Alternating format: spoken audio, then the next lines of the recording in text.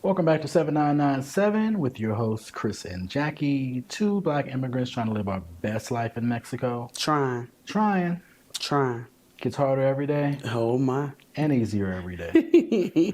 That's true. It's a solve for It the problem is. that pops up. Yeah. It is what it is. So the problem we are trying to solve this time is, if y'all been watching for a while, y'all know we have a grandchild on the way. My love bug. That happens to reside currently in New York. And of course, as any family could do, they could relocate at any point in time to wherever they felt like relocating. Yes. The question is are we following this grandchild? Are we leaving Mexico? To the moon. To the U.S.? Do we want to get closer? If we happen to move to the U.S., someplace close to New York, and they move to Nebraska, are we moving to Nebraska? Oh, I'd be hot. I don't know. I don't feel like we should be following the grandchild around.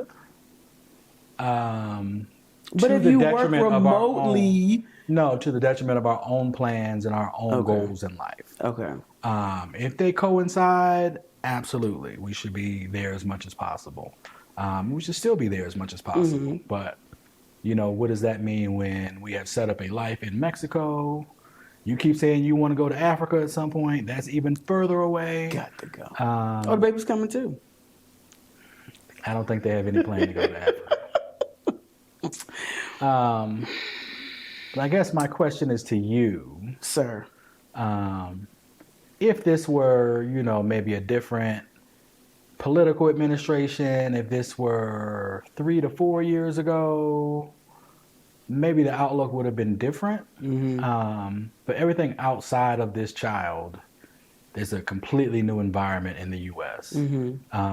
How do you come to grips with trying to be closer to your grandchild, obviously, but also in order to do that, you have to be in this new environment that is now feels like anti everything that is normal. Right. That most of us are, familiar with, familiar with, and trying to rewind the clock to an America that is white prioritized, even more than it already always was. So explain to me how it's okay to be in that environment. The love supersedes the love of and for my love bug, just supersedes all of those things. And listen. Now the love didn't supersede when it was time to leave the first time. I'm clear-eyed and bushy-tailed about my answer, right? Mm-hmm. And so just for a little background, y'all, our son and daughter-in-law are the type of people or types of people who they're focused. They're laser focused, and they're like, okay, great. This is going to happen. Then they're planners. They execute plans, right? I'm getting my bachelor's here. I'm going to go get my master's there. I'm going And so they told us it'd be, it'll be time for grandchildren. But then they sprang it on us earlier than normal. But even with that being said, we still would have to address the grandchildren situation, right? Right. So the timing doesn't make that big of a difference. And before we left America for Mexico, I already knew this situation was coming at some point. And I did put this statement forth to you. Okay, if we leave America, that means we have to leave family behind. Right. Future grandchildren, whatever the case may be. And at the time, love didn't supersede all that. What was superseding was your emotional state was in such a fragile place that love wasn't superseding, and you need to get out of that environment. Lord. So we got out of the environment. So to answer your question, for real, I am clear-eyed and bushy-tailed that we are probably going to have to, it's just going to be multiple trips. You know what I mean? And I don't see us moving back unless something magnanimous happens, Magnanimous? Gotta be magnanimous. Okay. I feel like you're not using that word right now. I'm not quite sure what the definition of magnanimous is. So. Or the Lord says, all right, it's time to go back, you know. But I believe we're in a very good place in space here. So if the Lord like parts the Gulf of Mexico, the Rio Grande, and that's why I can't America. Stand him. So unless the Lord says, all right, it's time to go back, or there's a really great opportunity, right? So like I think we were talking yesterday, if as a family we talked about X, Y, and Z, right? So more background, when our boys were young, we moved from Baltimore to Charlotte. They were 5 and 2, and then within a couple of years it was time for my mom to retire. And so called her up, tears in my eyes, and they were real tears. I wasn't like begging, come and raise my kids. It was, we sure could use your help if you willing to come. Let's be honest, it was, miss my mama. And you cried to your mama and she came a running. Willingly, because I had her love bugs. I had 2 of 11 of her love bugs. But guess who won't call you up and say, I miss my mama come?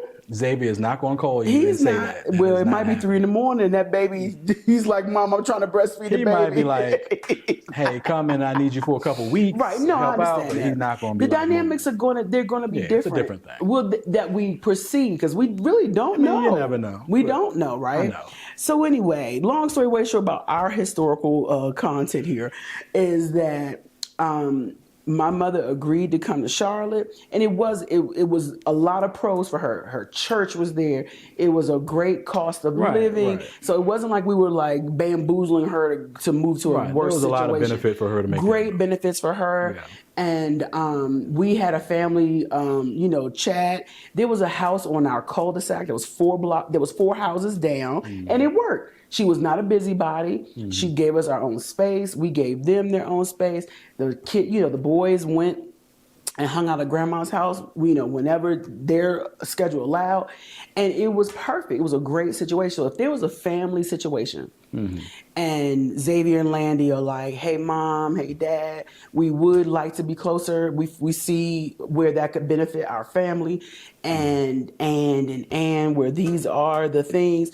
I know something I've always wanted was a family home. We had one in Salisbury, but even more of a family situation could be like a duplex. So we could get a side by side. You know what I mean? We have our own square footage.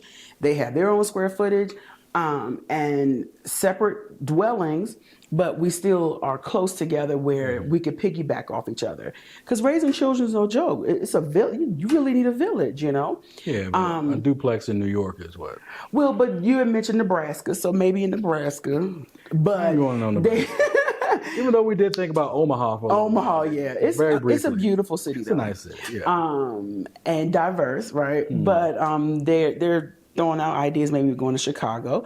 And in those kinds of areas and cities, they do have duplexes, so we could, just if we did a family agreement, we're going to come together, pool resources. That's, I think, the key to even being there now. And we're starting to see it again. COVID showed us under the same leadership, we've got to pool resources. And so that's because you can't afford to live on your own, right? I mean, you could, but you'd be really struggling. Yeah, really, really struggling. Would the billionaire say you will have more month left than your paycheck? Yeah. So if there were a pooling of resources and in that kind of a situation, an agreement, I would love to. I would definitely entertain it. I would definitely entertain it. And it obviously wouldn't necessarily have to be long term. You know what I mean? But those formative years are hard and they're exhausting, but they're so much fun. And just being able to think back on, at one point in time, we were 6 blocks away from your mother And she and, you know, my father-in-law, they would come and scoop the kids and scoop the boys. Had a little umbrella stroller, and Xavier's walking, you know. They could walk to the park and have grandma and granddad times and go spend the night and have fun. And then my mom was 45 minutes down the road, and then her to come to Charlotte. You know, it's a blessing to be able to have those loving people around you to help you not only raise the children, but to be there to support you. You know what I'm saying? So, but I also feel like we're not old grandparents. No, we're not. Whereas, like, particularly in our situation, your mother was basically ready to retire. But she still wasn't old. She had old. grandchildren before that. But right. Like, when you actually made that, you know, call to say, hey, you know, you're about to retire, can you kind of come down with us? You mean retirement age? Like, I understand what you're saying. It feels like a more appropriate timing and, you know, a different move than, you know, us who are still like 40s. In the middle of trying to figure it out, still trying to get to wherever it is we're trying to get to. And they have to pick up and move back into a situation we were trying wholeheartedly to get out of and got out of and have been thriving outside of it. It feels like a step backwards in a lot of ways, but you're sort of weighing these two things of like the importance of family, but also the importance of being in an environment that is healthy and conducive and is there to support and give you a push forward rather than trying to push you back down. Yeah. And like part of that also was like there is a worry, a concern for those that are still there. Correct. You know, Xavier works in the educational system and the Department of Education is getting squashed. And they live in New York City and the mayor of New York City is getting squeezed.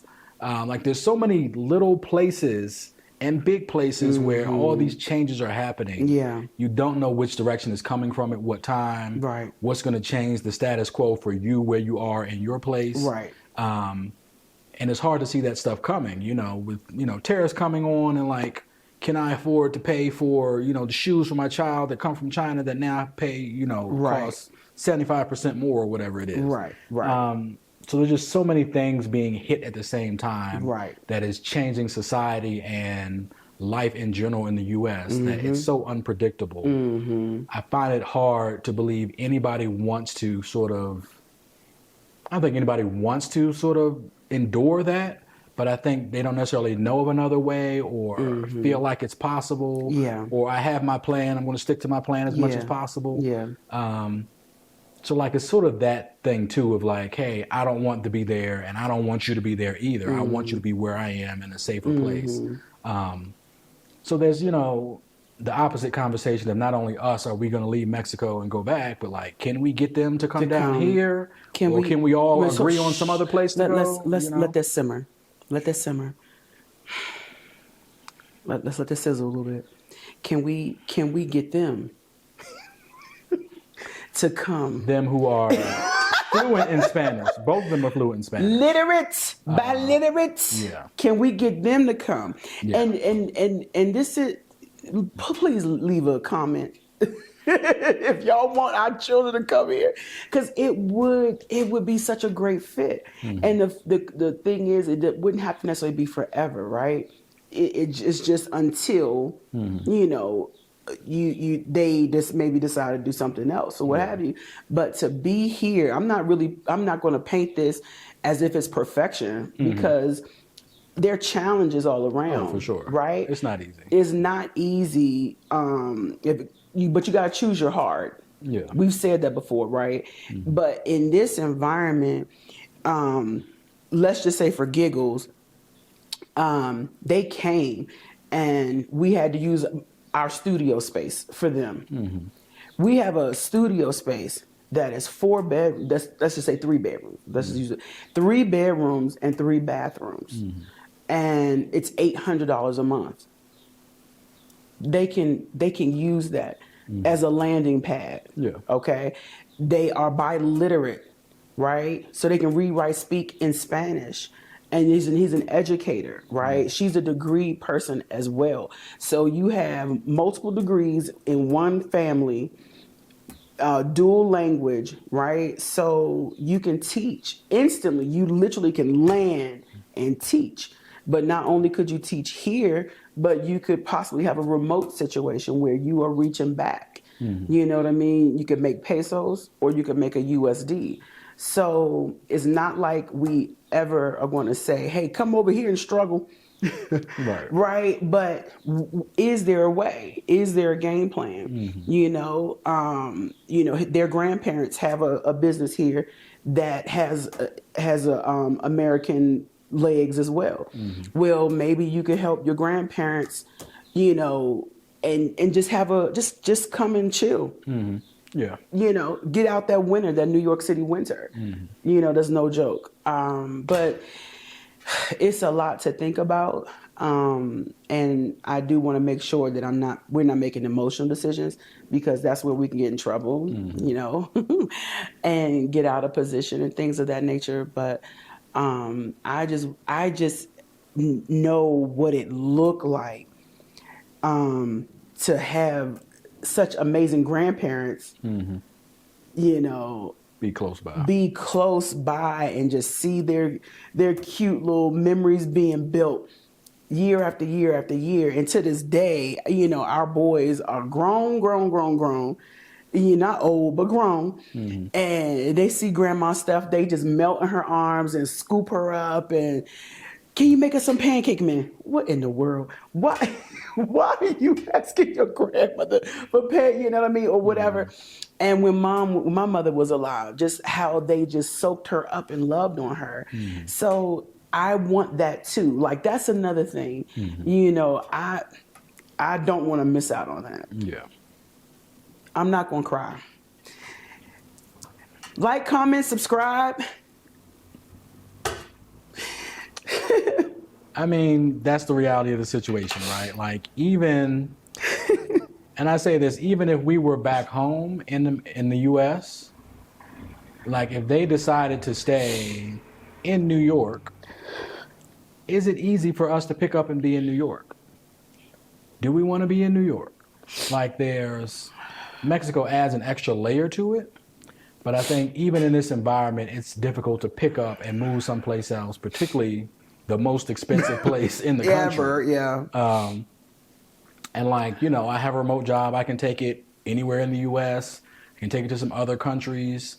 But I already know from past experience, if I move from one place to another, they may not correct my pay for that geographic area. I might be stuck at some other pay rate that doesn't match where I am. So like, there's always this, I think, roadblock between where we are now and where we might want to be with being closer to our grandchildren in the future. And like, are we willing to sacrifice? Are they willing to sacrifice? Are we willing to come together? You know, Xavier has his path mapped out. Like, he was in high school. Drawing stuff on the wall. Said he's going to be Secretary of Education someday. Well, she's about to fire herself. Well, there you go. So that might not even be a job to have at some point. Might not be a job anymore. So, I mean, you're in a place where the future is so unpredictable. Like, what can you control now? What can you put in place to make sure that you have as much impact on your grandchildren as you want to have, and that we're all in a place where we can follow our own individual dreams and follow our collective dreams and thrive and strive to thrive wherever we are on this planet. So with that, I guess we'll turn it over to you guys for feedback on this. Don't y'all call me no baby. No, like, this is a serious... It's serious, man. And I think every grandparent probably goes through this if you're not living near your children. Like, what does it look like for you to grow up with your grandchildren? And that's another thing, too. Like, I was able to see the boys in having grandparents. And I come from a space where I did not have those relationships forged because my father's parents were both gone before I was born. And my mother's parents both had Alzheimer's, which was a disease she had eventually. So literally, I was able to have them in theory, but they were diagnosed probably when I was 5 or somewhere young. And then by the time I was 15, 16, they were gone. So every year there was a regression. You know what I mean? It was just a shell of my grandparents. So that's something that really hits home for me. Not ever have, had that experience to have grandparents like that, Yeah, I think I've had both ways, right? Like when I was younger, we could walk over to grandma's house and all my aunts and uncles were there too, and great grandmother was there and cousins. So like I had family all around that you could easily get to anytime you wanted to, and you spent a ton of time with them. And then later on, when we moved, this is mom's family in Annapolis, and then even in DC, we'd see them relatively often. So both sides of my family I'd have the access to pretty often as a younger person. And then my grandmother died, and then we ended up moving someplace else, so we were a little further away. We didn't see him as often, and then my parents split, and then got even more separated after that. So like I've been on both sides of that, so I understand the virtues and the downfalls of both of those things. Like having your family around, particularly in your younger years, and like I think I'm probably in a unique situation where like most of my aunts didn't leave the house until they got married, and most of them didn't get married until really late in life. So like they were all just together, so I always had aunts and uncles around for the most part. So that was great to have as a kid. But then once you get older and you say, okay, I want to do these other things, when you're so attached to the rest of your family, it's hard to make that decision on your own to say, I want to go out and do something away from everybody else. It becomes an anchor in some ways, in a good way and a bad way. Really? That was your experience in a bad way? Like it didn't impact you where you were afraid? It didn't impact me because I was, by the time I got to, high school, college age, and I had to make those decisions, I wasn't as tied to the rest of the family in that way. But I think I've known people who feel like I can't go and do this thing because I don't want to leave my family behind, and I'm so connected to them, and what am I going to do without them around me? And they don't know how to go out and do their own thing and be productive, independent without their family. Yeah. And part of that is just, as a family, like my father always made it very clear that he wanted us to be independent. Like he didn't want us to be dependent upon them in a way. So like, I know I always had his support. He was always there to help, but he raised us to go out and do your thing. So like, there's a balance of that I think you can have to say, we're going to be a family unit. We're going to be strong and tied together, but it is an expectation that you have the freedom to go and do your own thing and not feel like we're going to hold you back if you go and do something. So yeah, there's a lot of sides to it, a lot of things to think about. I guess I'm curious what you guys think about it. For those of you that are away from your families, like what are the challenges you're going through with not being around with them, growing up, growing old, all those things. Like it's a huge challenge that a lot of people are going through right now, and even more people will go through as, I think we get separated in so many different ways nowadays. And the family structure is so different. Like I think within literally our generation, everybody moved. It just seemed like, and I'm not saying that everybody always just grew up on the same block, but I think very often, it's in the early days, 30s, 40s, 50s, 60s, pretty much there were pockets of families. Right.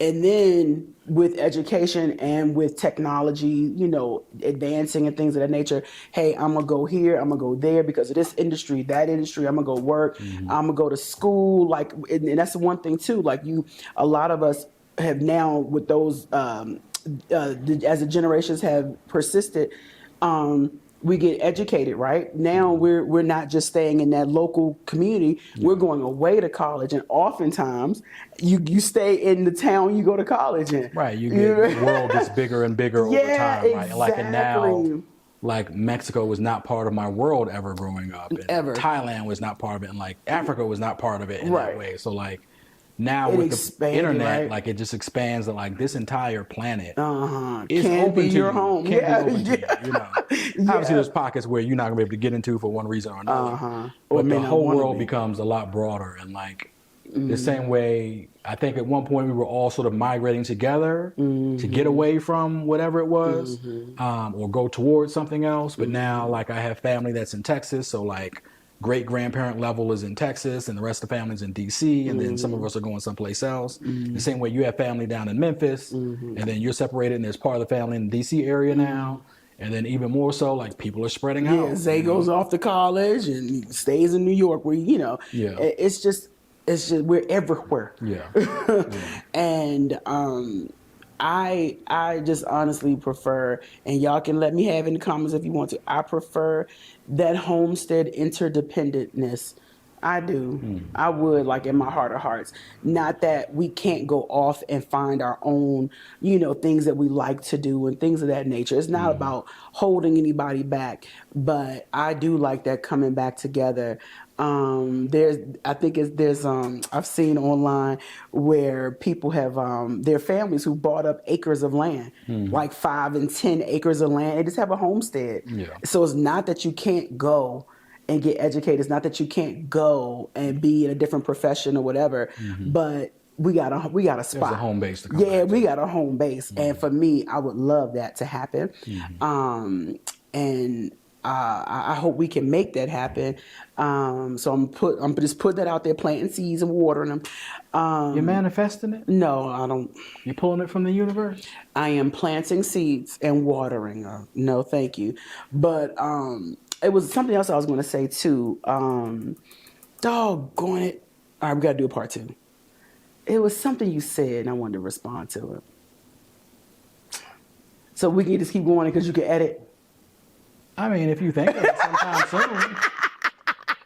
There's only so much dead air I can edit out. You know what I mean? But anyway, yeah, pooling of resources would be awesome. Yeah. That would be awesome.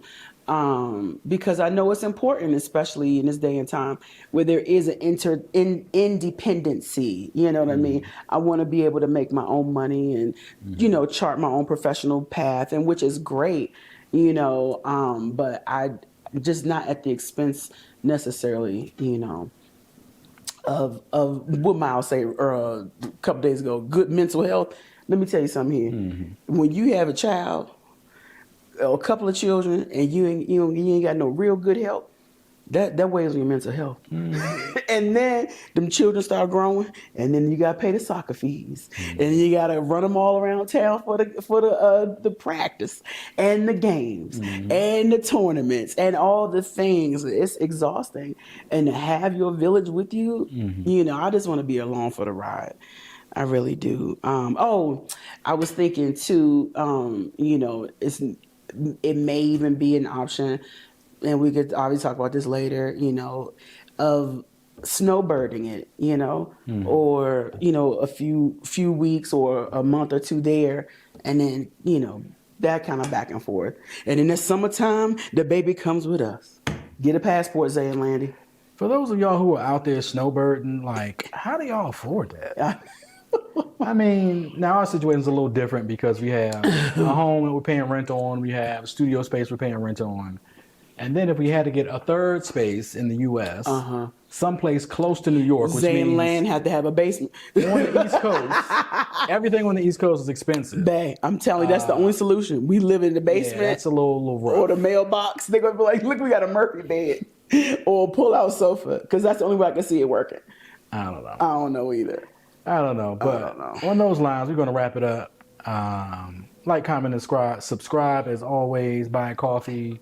Become a member so you can see these videos early. And I guess we'll talk to you guys soon. Yes. Maybe from someplace closer to the north side of the border. Oh, okay. Probably not. No. Abuelita out. Quita Arias Garce, take care and take a chance. Oh, my little love bugs went away. Bye, y'all.